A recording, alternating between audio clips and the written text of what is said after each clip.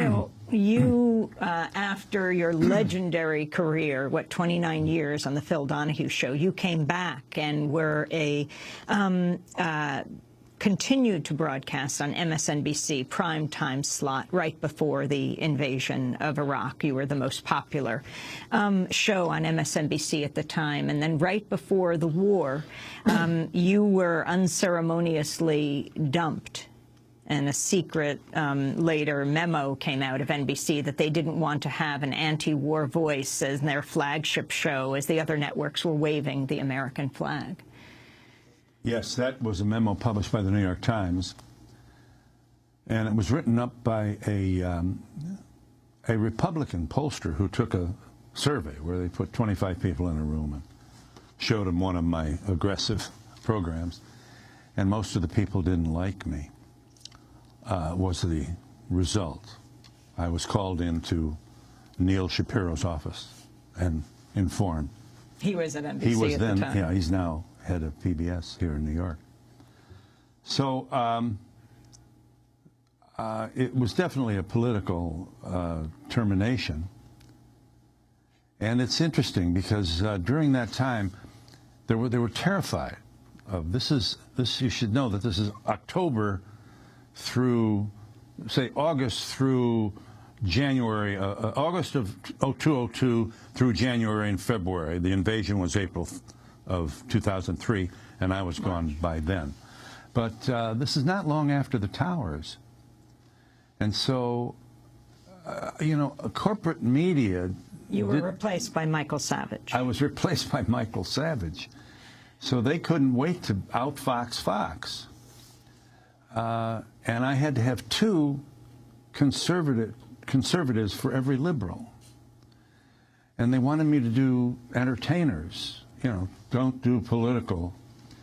It's a very interesting study in the thinking at that time. Liberals were terrifying to them. They were afraid of liberals. Liberals weren't patriotic. Liberals were blaming the victim. Dissent was totally, totally unwelcome. And yet you persisted, knowing the climate. Well, I guess so. I mean, you know, at my own peril. But, you know, no sad songs for me. I'm a lucky guy. You know, I got a little money. But we have to wonder whose voice wasn't heard, you know, that didn't have the kind of ability to do this kind of thing and at least survive a little while. Well, interesting, really. At that time, half the political voice in this nation was silenced, really. And I believe most people at that time opposed this war. Most people did. They thought, what are we, why, how come over there? And yet, every major metropolitan newspaper in this country supported the invasion of Iraq. Think about that for a minute. Every major metropolitan. This is what you can do with the politics of fear. The Bush took this whole nation and the whole media establishment by the ear and led it right into the sword. Amazing. In the land of free speech, free press. Do you see the same thing happening again right now? Well, obviously you can see that it has slowed us up. But it looks like that's all it's done. And while we have been, you know, hesitant and not bring them on with the war lust that we had then, mission creep is underway. What happens when somebody is taken prisoner? I mean, we have become a warrior nation, and we have no respect for diplomacy. And we've just stood mute while the Constitution has been just shredded. This is a nation of law unless we're scared. Well, Phil, you certainly continue to provide a voice for people to speak for themselves in the making of this remarkable film, as we remember Thomas Young, who died just shy of his 35th birthday, Iraq War veteran, active member of Iraq Veterans Against the War. If you want to see his reading of his full letter, his letter from a dying soldier, a dying veteran to George W. Bush and Dick Cheney, you can go to our website at democracynow.org. And you spoke of being a lucky guy, Phil. Well, another of the reasons you are so lucky is your wonderful wife, Marlo Thomas. And I want to congratulate you and her.